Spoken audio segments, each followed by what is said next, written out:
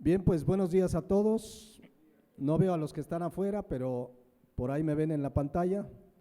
Aquí, buenos días, mis hermanos, buenos días a los que están viéndonos por internet. Sabemos que algunos por razón de enfermedad no están aquí, pero nos da gusto verlos conectados. Vemos a varios aquí conectados en esta reunión que tiene como propósito dar culto, honra y gloria a nuestro Dios. Amén. Bueno, pues vamos a ver otra parábola hoy. No vamos a ver todas las parábolas de la Biblia porque pues nos llevaríamos, yo creo que por ahí unos 2 años y con oración estoy preparando otro tema, pero vamos a ver todavía otras 2 o 3 parábolas. Les digo que yo tengo la intención, si Dios lo permite, de terminar con la parábola del hijo pródigo. Una parábola hermosa, a veces tan mal interpretada, tan mal entendida, pero oremos cuando lleguemos a ella, pues que encontremos la verdadera riqueza de esa parábola. Pero hoy, después de haber terminado hace 8 días la parábola del que era el mayordomo infiel y astuto, vamos a ver una parábola que ya se ha citado en la anterior parábola un par de veces. Es una parábola que la Reina Valera la titula El rico insensato. De hecho, la Dios habla hoy le llama el peligro de las riquezas. La traducción lenguaje actual la titula El rico tonto. Hay una versión, mensaje de Dios para mí, que la titula El rico estúpido.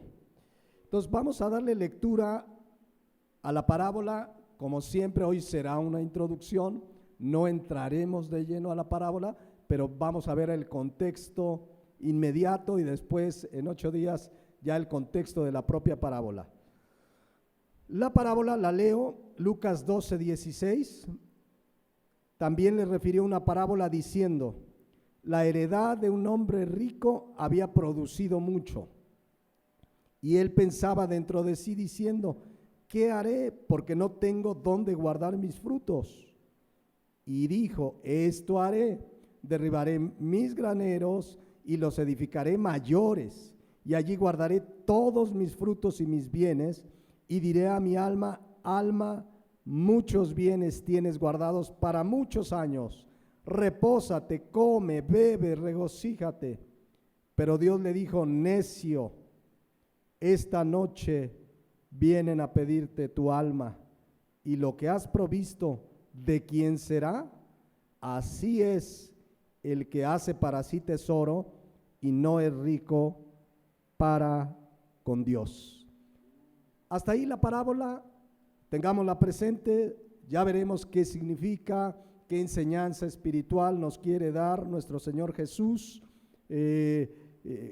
Hoy comenzamos con una introducción y si se dan cuenta, como lo comentamos hace algunas semanas, esta, como muchas otras parábolas, tiene que ver con riquezas materiales, con dinero, con riquezas terrenales. Ya vimos que varias parábolas hablan de ese tema y nunca con el motivo de que las anhelemos o las deseemos o peleemos por las riquezas, para nada, al contrario, para tenerlas en su justa dimensión como un bien que podemos usar para la gloria y honra de Dios. Entonces esta parábola pues nos habla de riquezas también, de bienes materiales y riquezas que leíamos hace 8 días en Deuteronomio 8:18, que ¿quién es el que nos da poder para hacer las riquezas?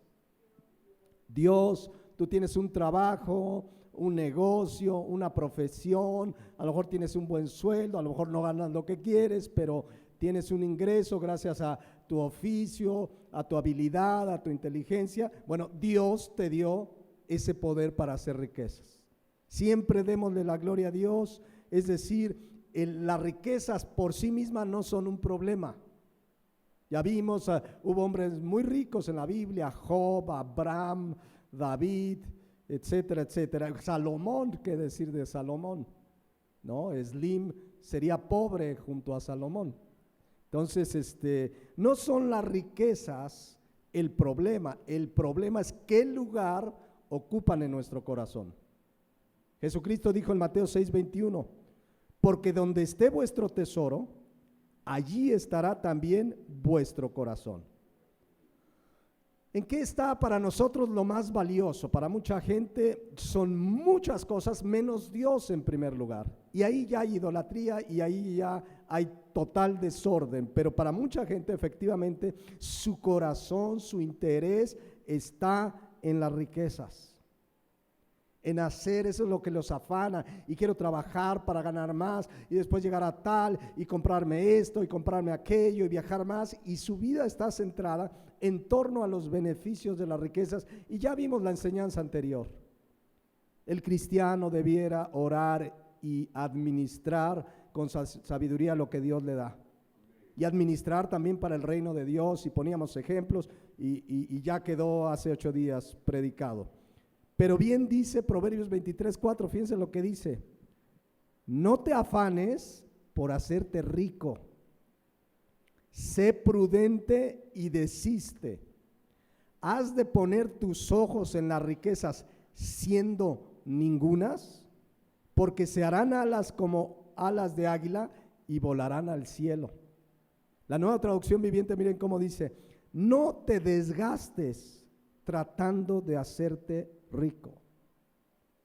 Yo les conté una experiencia que me tocó hace muchos años. Estaba yo en el banco donde trabajé y me dieron, la única vez que trabajé en una sucursal bancaria. En aquellos tiempos el gerente de la sucursal había que hacer cita. Hoy los gerentes los tienen al pie del cañón, al servicio. A ver, el gerente debe estar ahí en primera fila. No, antes estaban en un subterráneo, y entré a esa sucursal y recuerdo, me presenté con el gerente, todo, y en una de esas me mandó a su oficina. Yo tenía que bajar unas escaleras a traerle algo de su cajón. Para mí era un hombre exitoso, gerente del centro financiero de Cuernavaca.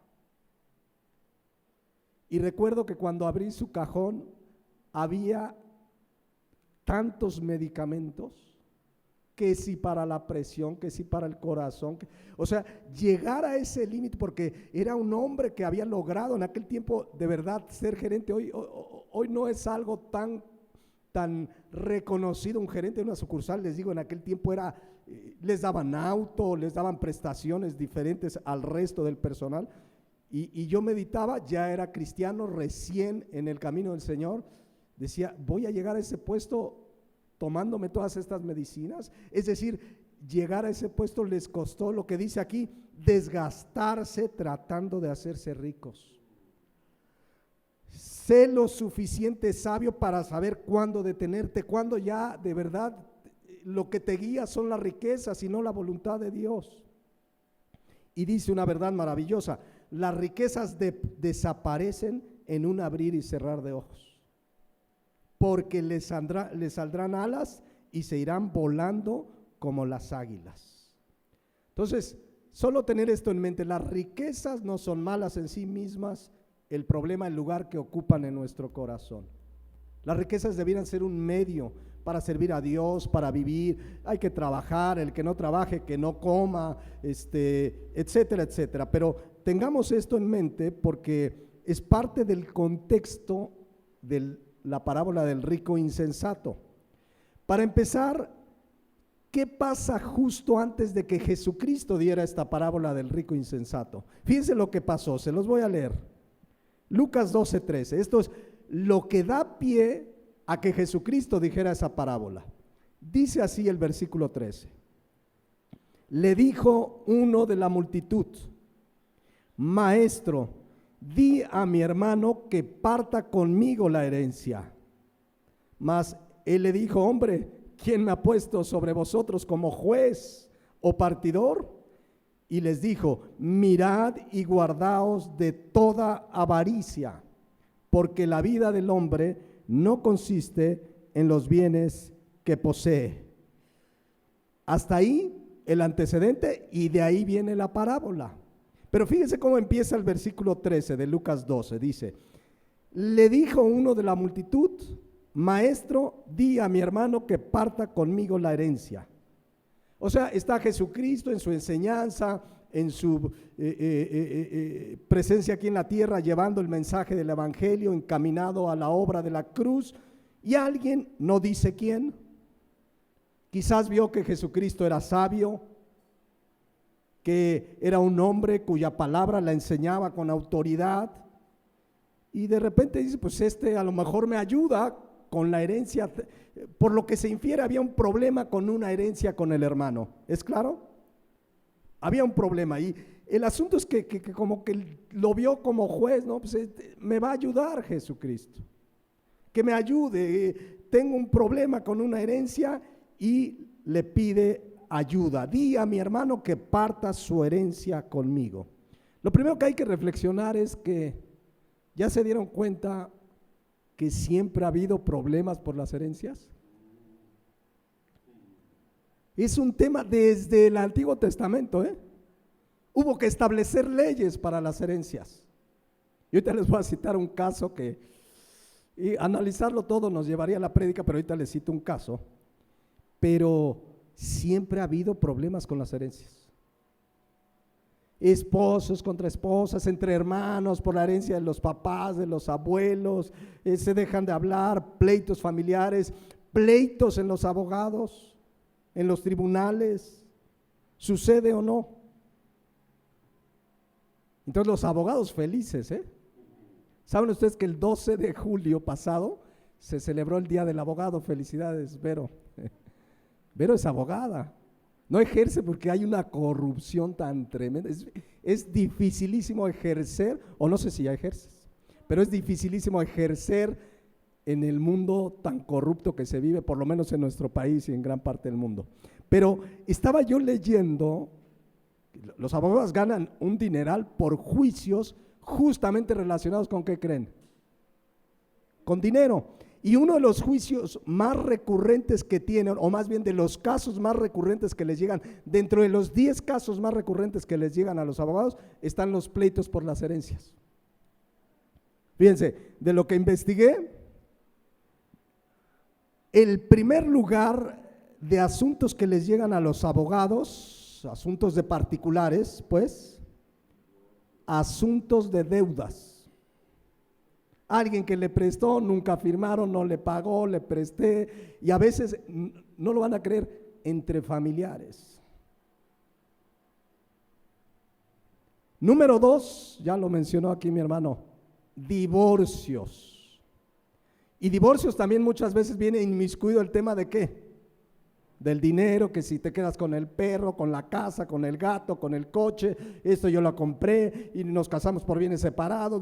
Bueno, divorcios es el segundo lugar. Número 3, conflictos laborales, despidos laborales, que lo corrieron, que no le dieron lo justo, que etcétera, despidos laborales. Número 4, pensión de alimentos, generalmente de la mujer que le demanda, aunque ya hay casos a la inversa, que le demanda al marido, que se separaron, se divorciaron, que dé para la pensión de los hijos. Número 5, problemas con hipotecas, préstamos de casas. Número 6, custodia de hijos. Se pelean, qué triste la humanidad sin Cristo, el pecado, peleándose por quién se queda con los hijos. Pero los abogados hacen su agosto desde julio. Entonces, número 7, estaba viendo pleitos diversos entre vecinos. Hay vecinos que se han demandado hasta por el uso de un estacionamiento. No, que me correspondía, no, pero pleitos. Número 8, herencias.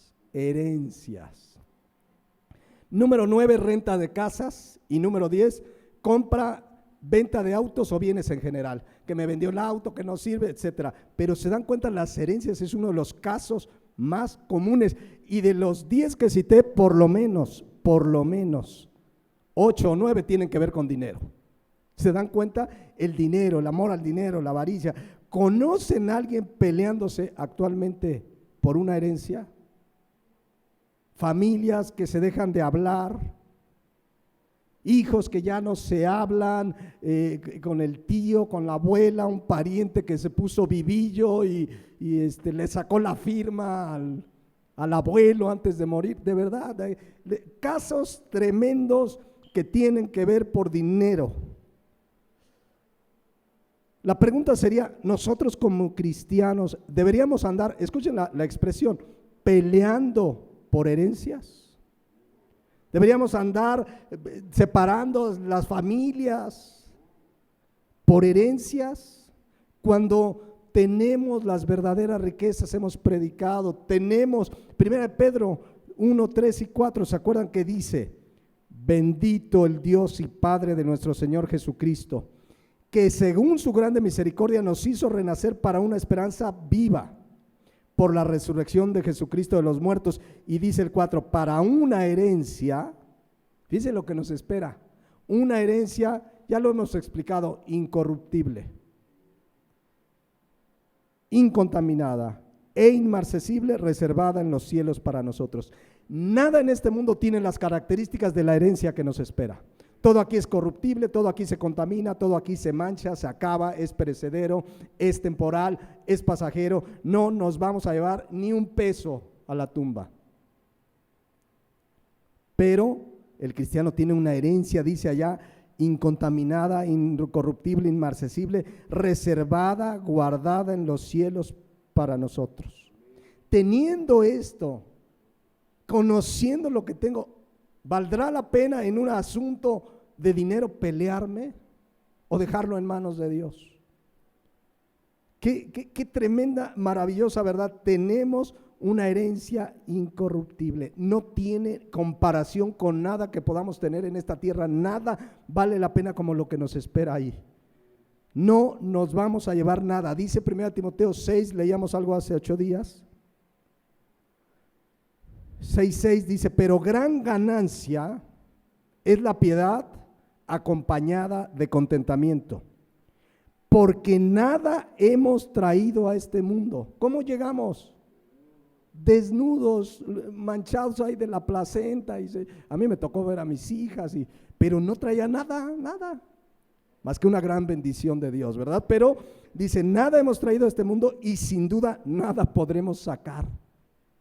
Les conté el caso de una señora que la enterraron con el anillo valiosísimo, de su última voluntad que la entierren con ese anillo. Un buen día llegaron unos ladrones, se enterraron y hasta ahí en la tumba le robaron.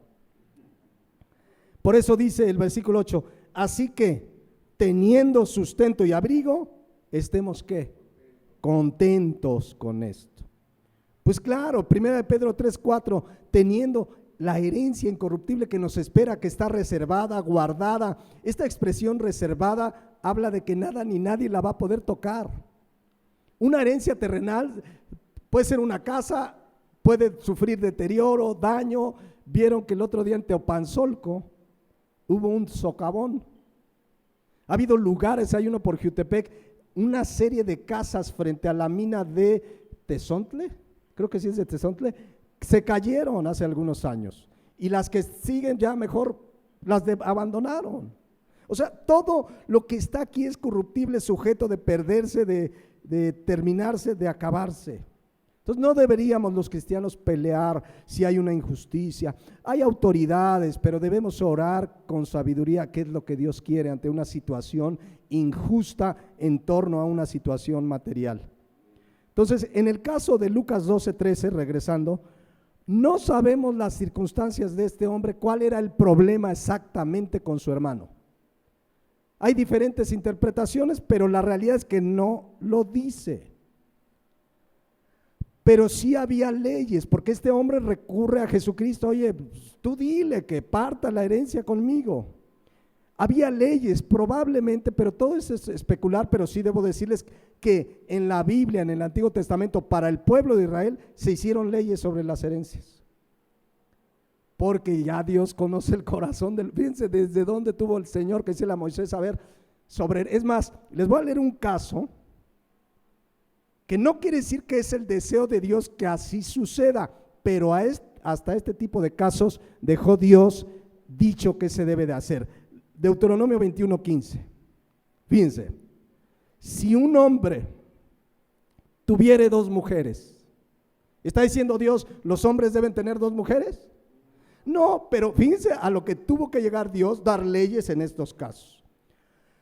La una amada y la otra aborrecida.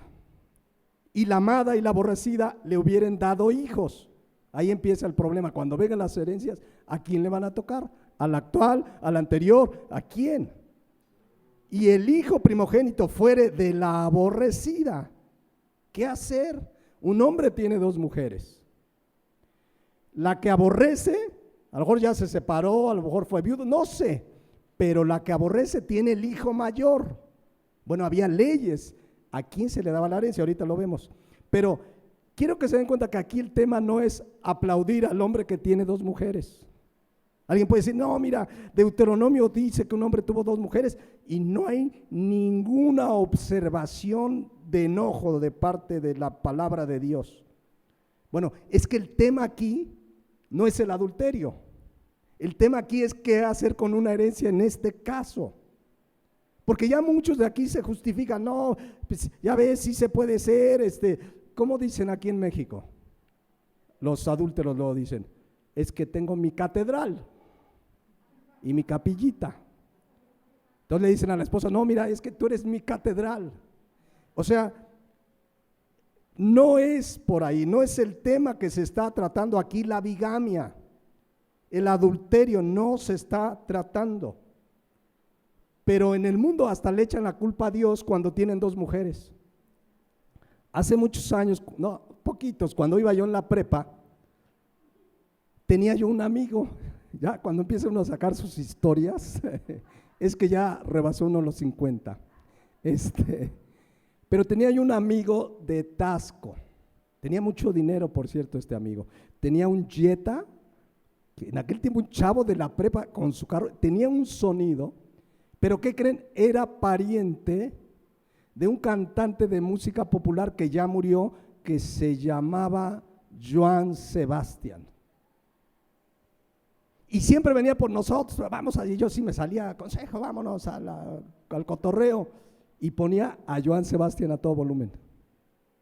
Entonces yo me las aprendí todas, del Joan Sebastián. Además yo viví un año en Tasco y tuve la oportunidad de conocerlo porque un día fue al gimnasio donde yo administraba a pedirme inscribirse.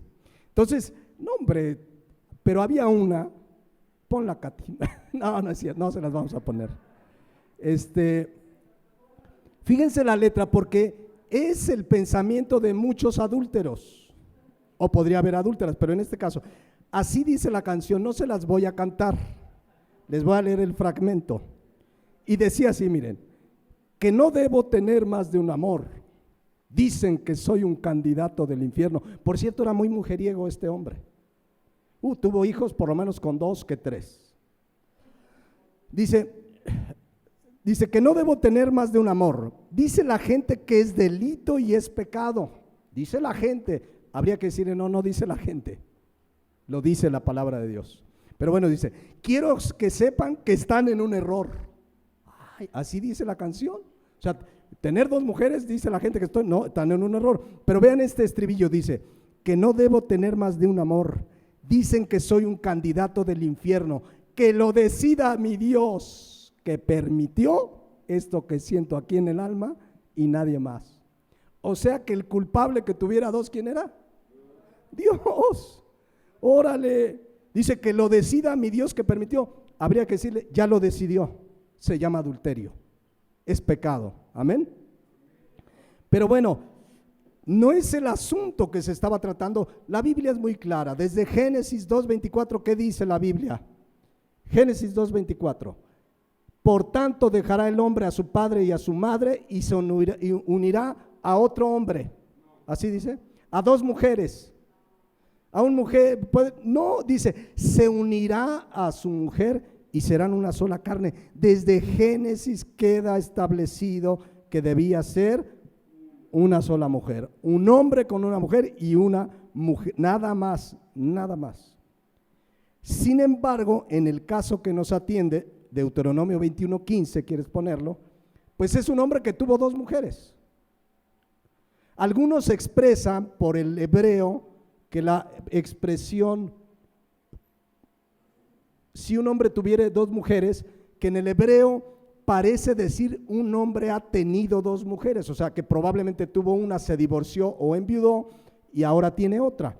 El asunto es que este hombre tiene dos mujeres. ¿Qué hacer cuando llegue el momento de la herencia? ¿A quién le toca la herencia según la ley del pueblo de Israel? Deuteronomio 21:16. El día que hiciere heredar a sus hijos lo que tuviere, o sea, el cuate tiene que heredar, no necesariamente era el día que moría, se heredaba en vida generalmente. No podrá dar derecho de primogenitura al hijo de la amada, con preferencia al hijo de la aborrecida, que es el primogénito. A ver, la aborrecida tiene al hijo mayor, la que ama actualmente también tiene su hijo mayor, pero es menor que el mayor de acá. Y la ley era muy clara, el primogénito tenía que recibir el doble que los demás. O sea, él no podía decir, pero como esta amo más, este es mi mero primogénito. No, la ley estableció, miren, dice, versículo 17, mas al hijo de la aborrecida, que es el primogénito, reconocerá como primogénito para darle el doble de lo que le corresponde a cada uno de los demás, porque él es el principio de su vigor y suyo es el derecho de la primogenitura. O sea, para el pueblo hebreo se estableció que para el primogénito el doble que a los demás. Hay su explicación, pero no es el tema hoy. Por eso, cuando alguien lee 12:13 de Lucas, muchos creen que a lo mejor al hermano que está pidiendo le ha de haber tocado el doble a su hermano mayor y ese es el reclamo. Pero la realidad es que no lo dice, no dice exactamente cuál es el problema. Pero hay un problema con una herencia, ¿es claro? Lo único que nos hace saber pues la parábola es que le dice, Señor, dile a mi hermano que parta su herencia conmigo. Y la palabra partir, merizo del griego, significa compartir, repartir, dar. O sea, algo pasaba, pero este hombre quería que Jesucristo le ayudara. La versión Dios habla hoy dice, uno de entre la gente le dijo a Jesús, dile a mi hermano que me dé mi parte de la herencia. Aquí parecería por el texto de la versión Dios habla hoy, que el otro hermano no le había dado. Parecería, pero son traducciones. La Nueva Traducción Viviente dice, entonces alguien de la multitud exclamó, maestro, por favor, dile a mi hermano que divida la herencia de nuestro padre conmigo. No sabemos si la herencia doble que le tocó al hermano, no sabemos, pero hay una queja de este hombre que quiere que Cristo intervenga. ¿Qué le dice Jesucristo en el versículo 14? Mas él le dijo, hombre, ¿quién me ha puesto sobre vosotros como juez o partidor? La respuesta es muy sencilla. ¿Qué significa? Pues eso, que Jesús no era el juez. Había ¿qué? Autoridades a las que tendría que ir, ¿no? O sea, vean cómo siempre Jesucristo nos ha dicho desde la palabra de Dios que el cristiano debe someterse a las autoridades. ¿Tienes un problema? Véalas, yo no soy juez. O sea, como cristiano sí podría orar, Señor, pero puedo acudir a las autoridades. O sea, el Señor le dice, yo no soy juez, no soy el juez. Pero sabemos que mucha gente, al ver la sabiduría de Jesús, la manera como enseñaba, dice un texto que enseñaba como quien tiene autoridad, al ver un hombre que hacía milagros, ¿saben qué quería el pueblo de Israel? Hacerlo rey. Dijeron, ya que destrone, vivimos bajo un imperio. Acuérdense que el imperio romano tenía sometido a la nación de Israel. Entonces veían en Cristo un libertador terrenal, lo querían como rey. ¿Sabían ustedes que muchos políticos enseñan esta barbaridad? Que Jesucristo fue el primer socialista. Muchos políticos abanderan su encargo de gobernantes en la persona de Jesucristo, que Él vino por los pobres y una serie de rollos, que Jesucristo no vino a eso. Jesucristo vino a dar su vida en la cruz por los pecados del mundo. Amén. No vino a tener un puesto político, ni a derribar a los gobiernos, ni a establecer un gobierno terrenal. De hecho, una vez, fíjense lo que dice Juan 6:15, dice, pero entendiendo Jesús que iban a venir para apoderarse de él y hacerle rey, volvió a retirarse al monte solo. O sea, la gente quería decirle, vente, sé nuestro rey, porque vivían injusticias del gobierno romano, impuestos muy difíciles, cargas, malos tratos. El gobierno era un gobierno militar, no era democrático, no se votó a ver quién vota por el César. Eran gobiernos que se imponían por las armas, y al ver a Cristo, su sabiduría y todo, pues ya lo querían hacer rey. Pero él no vino a eso. De hecho, una vez hasta le consultaron de los impuestos, ¿se acuerdan? ¿Qué dijo Cristo de los impuestos? Lucas 20:25. Den al César lo que es del César y a Dios lo que es de Dios, punto.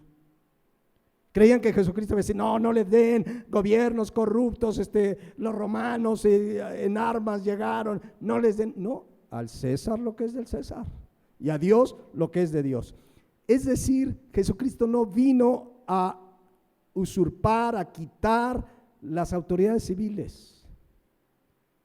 Jesucristo dijo en Juan 18:36 con toda claridad, mi reino no es de este mundo, punto, no es de este mundo. Por eso esas enseñanzas, yo he oído de predicadores que dicen, es tiempo que los cristianos tomen el poder, lleguen a los gobiernos, lleguen a la televisión, lleguen a los medios de comunicación, o sea, creen que esa es la solución de este mundo. Pero nosotros no servimos a un reino de este mundo. Y si Dios te pone por su soberanía, es otro caso. Sé un buen testimonio de Cristo en el lugar donde Dios te ponga. Pero tristemente yo les he contado, tuvimos el caso de un gobernante en Chiapas que decía que era cristiano. Cuando salió, la cantidad de cosas que le encontraron, hasta dinero desviado para estadios de eventos cristianos. Es muy triste, ¿no? Al César lo que es del César, a Dios lo que es de Dios. Si nos pide Romanos 13, versículo 1, ¿qué le dice Pablo, inspirado por Dios, a los cristianos en Roma, con el gobierno más, uno de los gobiernos más corruptos, crueles con la sociedad que dominaban? ¿Qué les dice Pablo a los romanos cristianos que vivían en ese tiempo? Romanos 13:1, sométase toda persona a las autoridades superiores.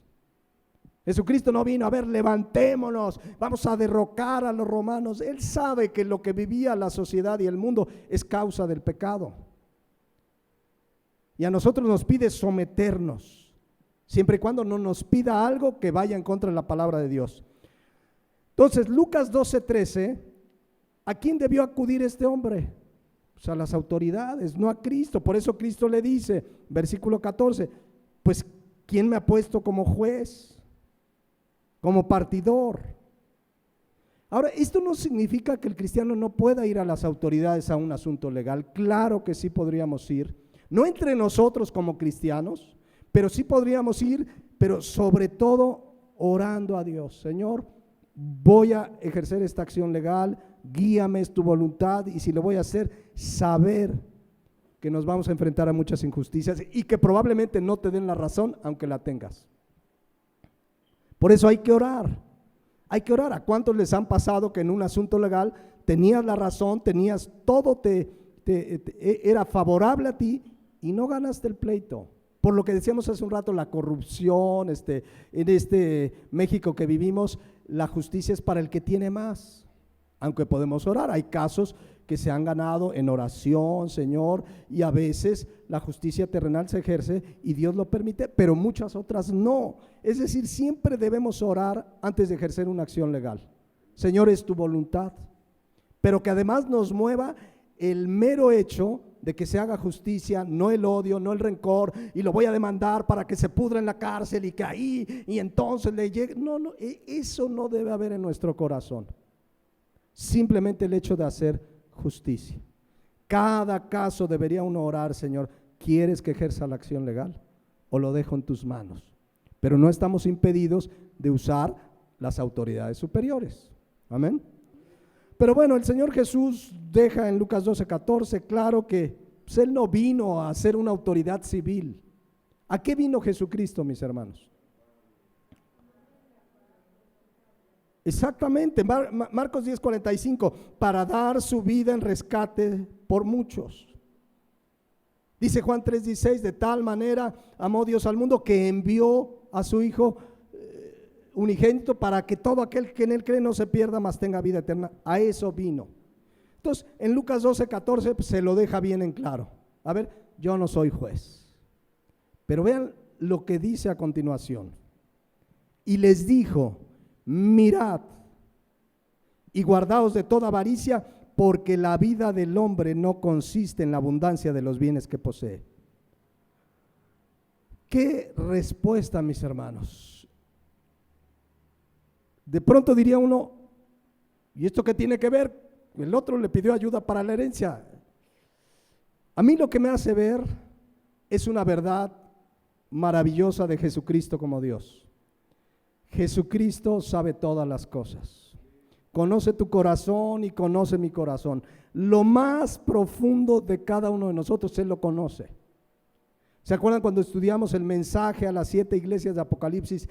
Cada mensaje de Jesucristo empezaba con las mismas palabras. Les cito un ejemplo, Apocalipsis 2:19. Así empezaba Jesucristo: yo conozco tus obras. Él conoce todo de ti y de mí, lo bueno y lo malo. Cuando crees que nadie te vio, Él sí te vio. Cuando dices, nadie se enteró, Dios sí lo sabe. Dios conoce, Jesucristo conoce nuestras obras todas. Por eso aquí le dice, yo conozco tus obras, es la iglesia de Tiatira, si no me equivoco, y amor y fe y servicio y tu paciencia y tus obras postreras que son más que las primeras. O sea, sabía que había cosas que hacía bien la iglesia de Tiatira. Sabe de tu vida las cosas que haces bien. No necesitas publicarlas en Facebook, en Instagram. No, hice, regalé, doné. No necesitas, Él sabe. Él sabe. Pero también sabe lo malo, porque dice el versículo 20, pero tengo unas pocas cosas contra ti. Y aquí en este caso, que toleras a esa mujer, que toleras que esa mujer Jezabel, y bueno, sigue diciendo. Es decir, Él sabe todas las cosas. Por lo tanto, Lucas 12:15, al responder Jesucristo, mirad y guardaos de toda avaricia, debemos inferir que conocía el corazón de ese hombre que quería que se partiera la herencia. Había en ese hombre ¿qué? Avaricia. O sea, este hombre vino aparentemente por un asunto legal de una herencia, pero Jesucristo, que escudriña los corazones, comienza a hablar de avaricia. No es casualidad, no cambió el tema. Él sabía que había avaricia en esa persona. Y por eso dice lo que dice, y les dijo, mirad y guardaos de toda avaricia, porque la vida del hombre no consiste en la abundancia de los bienes que posee. Y aquí toma y habla de la peligrosísima avaricia, la dañina, peligrosa, mortal avaricia, que tanto daño hace a la gente, pero tanto daño ha hecho a las iglesias. Lo leíamos en 1 Timoteo 6:10. Tiene que ver con la avaricia. Raíz de todos los males es ¿qué? El amor al dinero. Pero fíjense de lo que habla Timoteo, el cual codiciando a algunos dentro de la iglesia, le está hablando a la iglesia, a Timoteo, chécate esto, Timoteo, que está pasando, codiciando a algunos, se extraviaron de la fe. Qué tremenda la avaricia dentro de la iglesia. Y muchos terminan perdiéndose. Generalmente gente que nunca nació de nuevo y solamente entró por la avaricia, aún al pastorado. Aún al pastorado entran por avaricia. Ahorita les voy a recordar un texto, pero habla de la avaricia. La avaricia es mortal, dañina, peligrosa, es como un cáncer que si no se atiende a tiempo hace metástasis y daña a tu persona y daña a tu alrededor. Y la avaricia tiene a personas, a hermanos contra hermanos, esposas contra esposos, hijos contra padres, vecinos, gobiernos. La avaricia es tremenda, el amor al dinero. Por eso dice Lucas 12:15, guárdense de toda la avaricia, de toda clase de avaricia. La palabra avaricia en el griego, pleonexia, significa codicia. Significa un deseo desordenado por el dinero, por las cosas materiales. Significa deseo de tener más. Una persona que nunca se conforma. Querías 10, ya los tienes, dices, no, ahora quiero 20. Algunos ahora, ay, yo Señor, un bochito.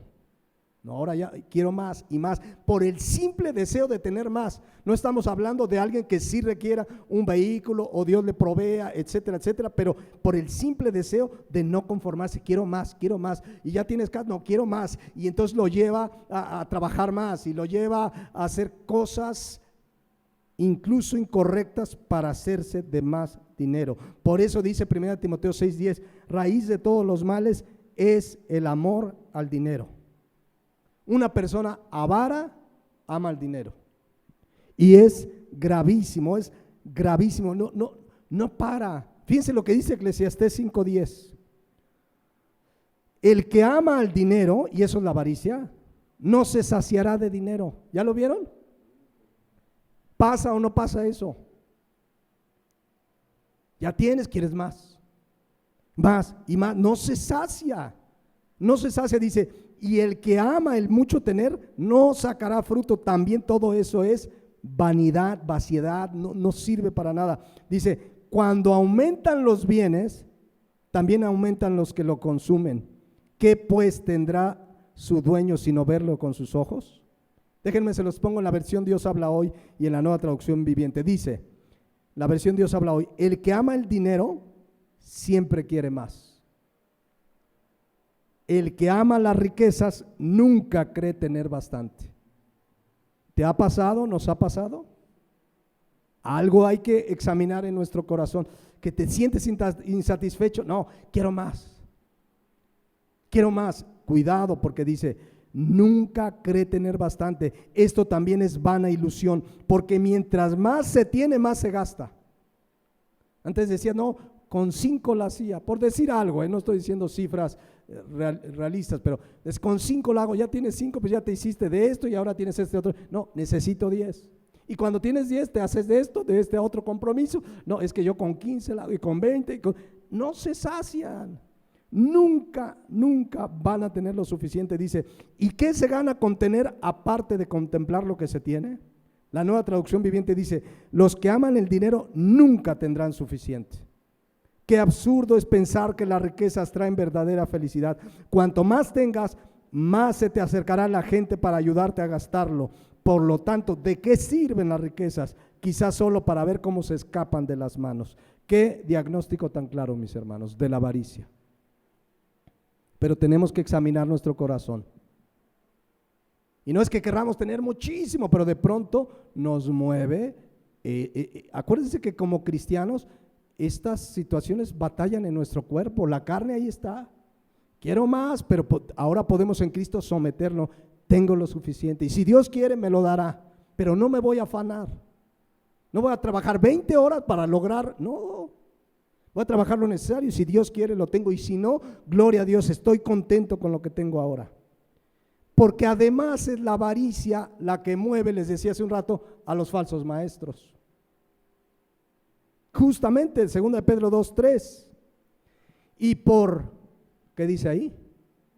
Avaricia harán mercadería de vosotros con palabras fingidas. Sobre los tales ya de largo tiempo la condenación no se tarda y su perdición no se duerme.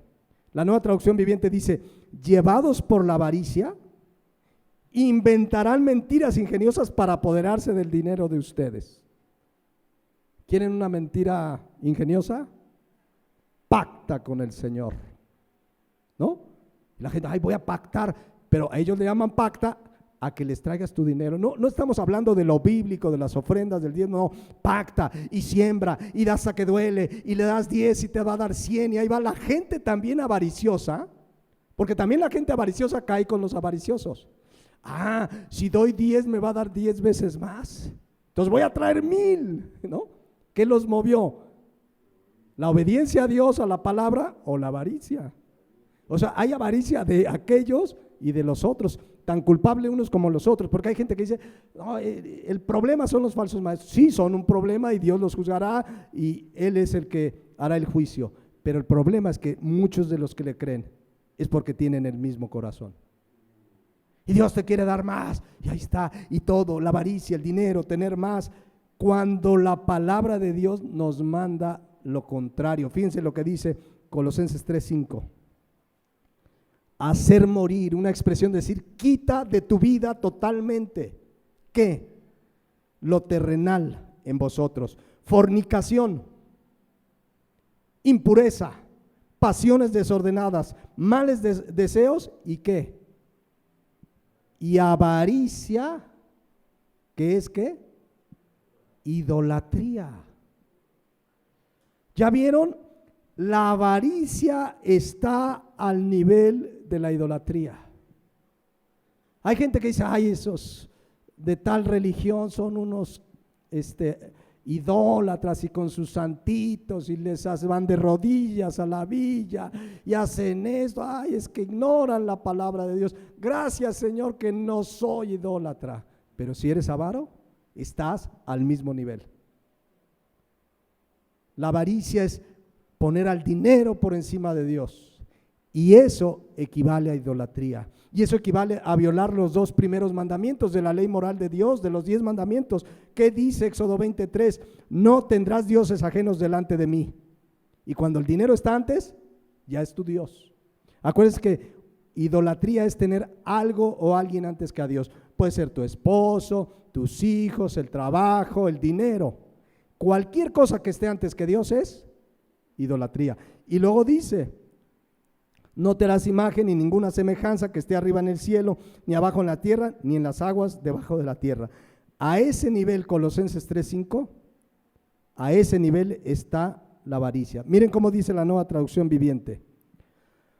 Así que hagan morir las cosas pecaminosas y terrenales que acechan dentro de ustedes.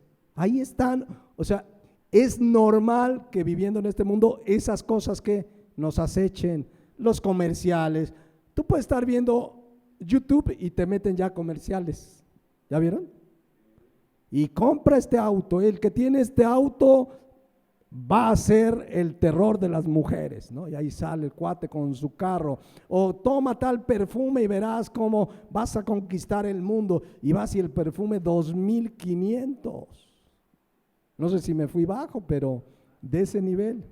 Y no, sí tengo que tenerlo. Y a ver, yo ni voy a la iglesia, ni ofrendo. No, el perfume de 2,500, ¿cómo no? A 12 meses sin intereses más. Ahora ya ofrecen a 12 meses hasta con intereses y hasta ahí le entran. Pero no, dice la palabra de Dios, no tenga nada que ver con la inmoralidad sexual, la impureza, las bajas pasiones y los malos deseos. No sean avaros, pues la persona avara es idólatra porque adora las cosas de este mundo. Por eso Jesucristo dice en Lucas 12:15, mirad, guardaos de toda avaricia.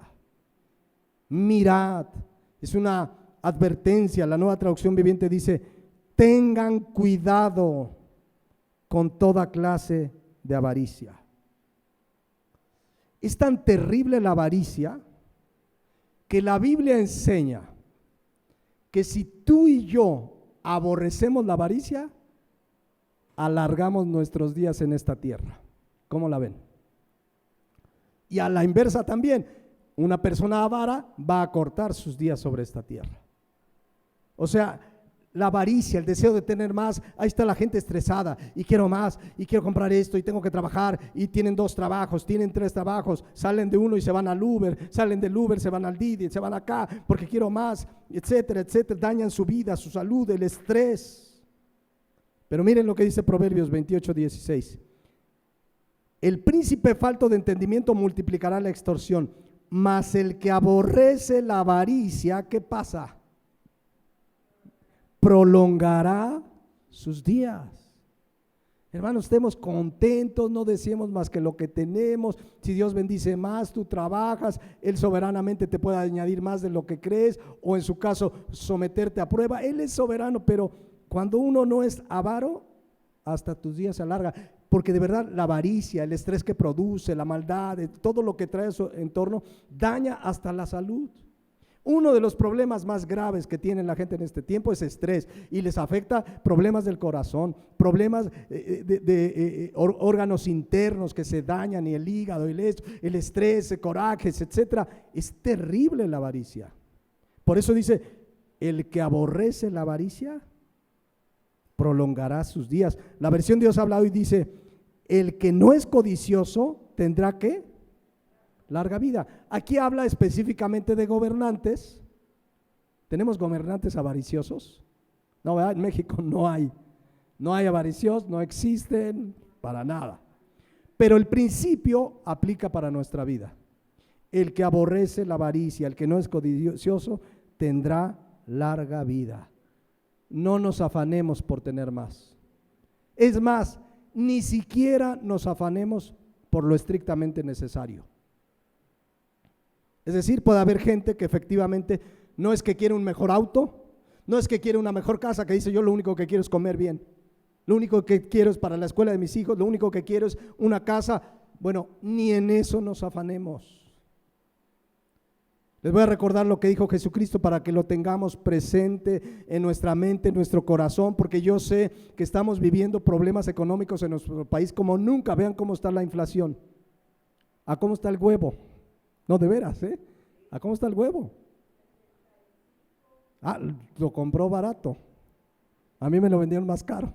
¿Dónde fue para ahorrarme unos? El huevo, la carne subió, el aguacate. Ayer mi esposa me dijo, lo encontré a 75 tarjetas, 3 chiquitos así. Hoy en la mañana me desayuné uno, pero sí lo disfruté. Ay, que van como 20 pesos. Carísimo. Y a veces el cristiano se preocupa, Señor, porque esta crisis económica está afectando a todo México. Habrá sus excepciones, habrá los que tuvieron su fábrica de cubrebocas, a lo mejor les está yendo de maravilla, a las farmacéuticas con sus vacunas. No, hombre, yo creo que no tienen problemas, pero la gran mayoría pasan dificultades económicas en países como el nuestro. Pero Jesucristo nos recuerda en Mateo 6:25, por tanto os digo, no os afanéis por vuestra vida. ¿Qué habéis de comer o qué habéis de beber? Ni por vuestro cuerpo, ¿qué habéis de vestir? ¿No es la vida más que el alimento y el cuerpo más que el vestido? Miren las aves del cielo que no siembran ni ciegan. Tampoco está mandando a que no te pongas a trabajar. Ay, mira, las aves no siembran, entonces no voy a hacer nada. No, el que no trabaje, que no coma. Ni recogen en graneros y vuestro Padre Celestial las alimenta. ¿No valéis vosotros mucho más que ellas? ¿Y quién de vosotros podrá, por mucho que se afane, añadir a su estatura un codo? Yo de chiquillo sí quería, necesito medir más, siempre fui chaparrito, ¿no? Mi esposa se pone tacones y me alcanza. Sin tacones no, ya se los digo, sí le llevo sus centímetros. Pero hoy trae tacones, yo hasta le hago así. Pero por más que me afane, ahorita sí me traje un taconcito más alto. Pero no podemos, dice. Y por el vestido, ¿por qué se afanan? Consideren a los lirios del campo, cómo crecen, no trabajan ni hilan. Nuevamente, no es una invitación a no trabajar. Pero los lirios del campo no trabajan, pero os digo que ni aun Salomón con toda su gloria, que fue un hombre riquísimo en la Biblia, se vistió así como uno de ellos. Os digo, y si la hierba del campo que hoy es y mañana se echa en el horno, Dios la viste así, ¿no hará mucho más a vosotros, hombres de poca fe? No se afanen pues diciendo, ¿qué comeremos? Ya subió el huevo, ya subió el aguacate, la carne, a veces ya está prohibitivo la carne. Pero dice, ¿qué vestiremos? Porque los gentiles, los que no conocen a Dios, buscan todas esas cosas, pero vuestro Padre Celestial sabe que tienes necesidad de todas esas cosas. Eso sí nos manda algo, versículo 33. Busca primeramente el reino de Dios y su justicia. Y todas estas cosas, ¿cuáles? Casa, vestido, sustento, alimento, te serán añadidas. Eso sí debemos hacer, buscar de la palabra, orar, clamar, escudriñar, servirle, estar buscando y sirviendo en el reino de Dios. Él se encarga de lo demás. Y tú no te afanas ni por tener más, que es avaricia, ni por lo necesario. Tú trabajas, sirves al Señor, estás en la palabra. Por eso, repito, Jesucristo dice en Lucas 12:15, cuídense de la avaricia. Cuando ya en tu corazón está, ¿y cómo le hago? Y ya tengo que comprar esto. Y mira mis tenis, pero ya salieron los nuevos, que eso sí, y unos tenis carísimos. El otro día un conocido me hizo un encargo, me dice, tú que luego estás en Plaza Veranda, van a llegar unos, fíjense el afán, van a llegar unos tenis tal y tal, pero yo vivo lejos y no voy a llegar a tiempo. ¿Puedes ir y pagarlos por mí? ¿Cuánto? Cuando me dijo el precio, dije, me compro 3 pares. Y ya le hice el favor, ¿no? Fui ahí a esa tienda y ya cuando llegó el amigo, ya con sus tenis. Y le digo, ¿y qué hacen los tenis, no? Tienen un motorcito, vuelan, ¿no? No, es lo último. Entonces, bueno, no, nosotros debemos tener cuidado, no andar queriendo más. Es más, vean lo que dice Hebreos 13:5. Sean vuestras costumbres sin avaricia. Y lo que dice, contentos con lo que tenéis ahora. Si te pasa o me pasa que con lo que tienes ahora no estás contento, puede ser principios de avaricia, mis hermanos. Una cosa es decir, Señor, mi carrito ya está fallando, y orar, Señor, si es tu voluntad, estoy trabajando, ayúdame a cambiarlo. A decir, no, quiero lo otro, porque ya salió el otro y que tiene no sé qué, y trae CarPlay, y trae no sé qué, y trae no sé qué tanta tecnología. Cuidado, debemos estar contentos con lo que tenemos ahora, porque además tenemos una promesa, y esto es lo más maravilloso. Él dijo, no te desampararé, ni te dejaré.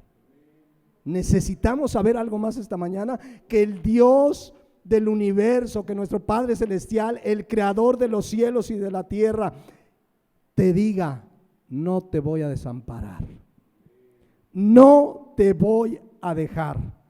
¿Necesitamos saber algo más esta mañana? No, mis hermanos.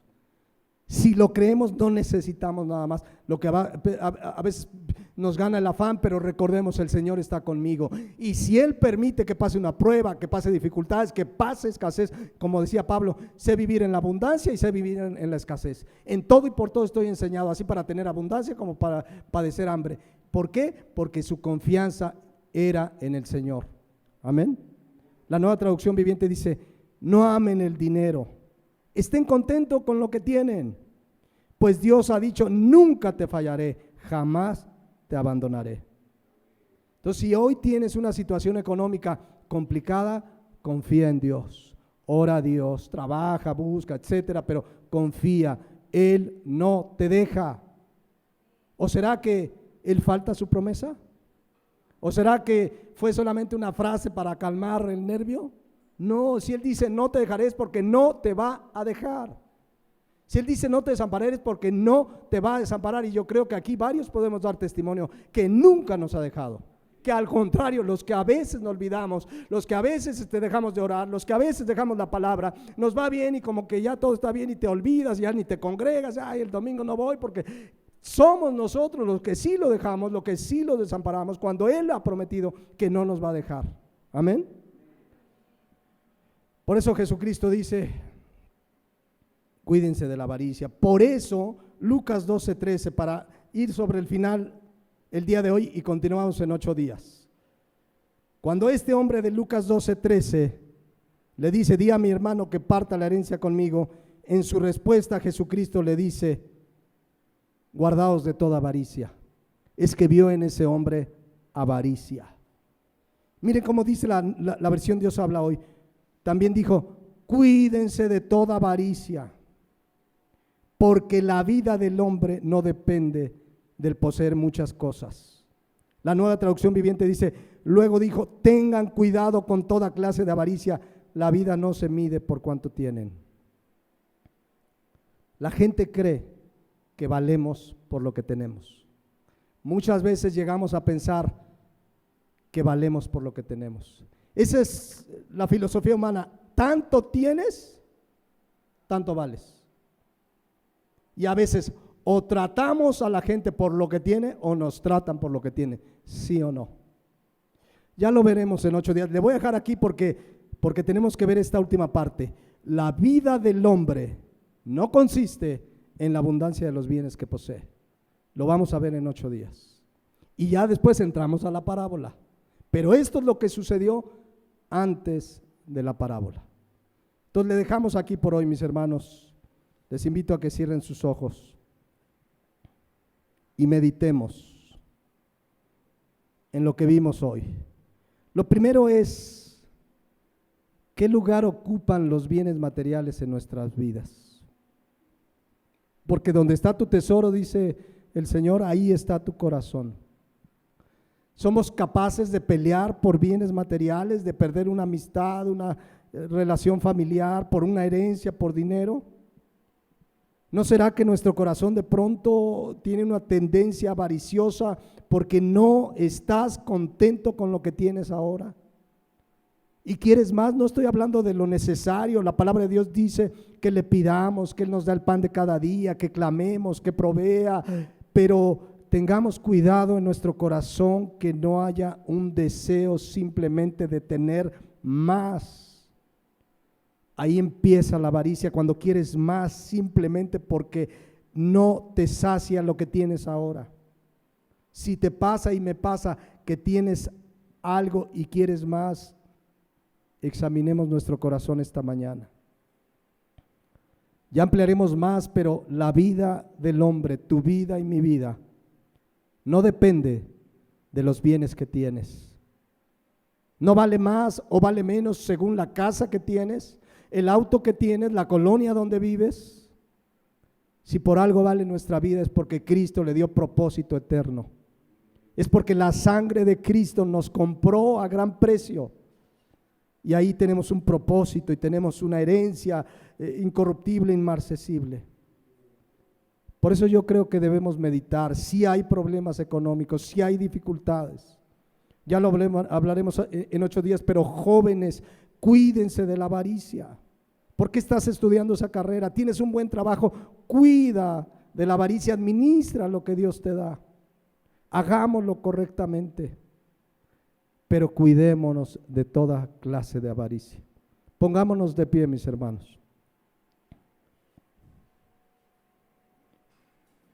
Padre Celestial,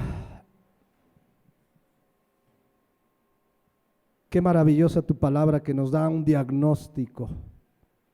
Eso que leímos en Eclesiastés 5, que el que ama el dinero siempre quiere más, no se sacia. Pero a veces como cristianos, batallando con esta carne, podemos estar teniendo luchas en esta área. Si alguno de nosotros estamos en ese caso, Señor, en esta hora venimos delante de ti. Escudriña nuestro corazón. ¿Qué nos mueve a tener ese trabajo? ¿Es realmente porque sea el medio para trabajar, como dice tu palabra, o queremos más y más y más? Que sea tu Santo Espíritu escudriñando nuestro corazón, y si hay algo que pedir perdón, esta mañana es el momento. Dile, Señor, he descuidado incluso mi relación contigo porque quiero más, porque no estoy contento. Joven, si no estás contento con lo que hoy te dan tus papás, ora, bendícelos, hacen un esfuerzo. Pero está contento con lo que tienes ahora, porque Él ha dicho, y esta es la promesa que nos sustenta, mis hermanos: no te desampararé ni te dejaré. Gracias, bendito Padre, porque bien dice tu palabra, si fuéramos infieles, permaneces fiel. Y a veces te hemos sido infieles y ahí has estado tú fiel, por tu amor, por tu misericordia. Si no fuera por tu misericordia, ya hubiéramos sido consumidos. Gracias te damos en esta hora, en Cristo Jesús. Amén. Amén.